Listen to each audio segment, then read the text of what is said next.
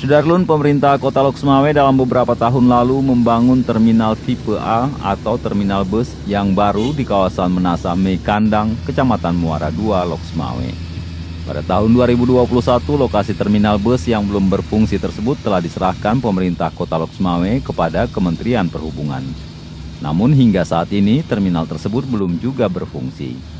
Sehingga lokasi terminal bus di Lok Sumawe masih menggunakan tempat yang lama, yakni di Jalan Merdeka atau jalan masuk utama ke Kota Lok Sumawe.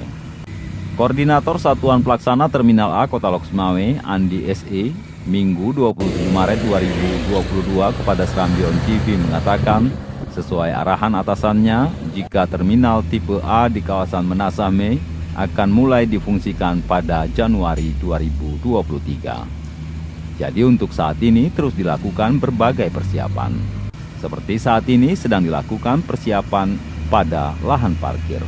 Dari Lok Sumawe, Saiful Bahri, Serambion TV.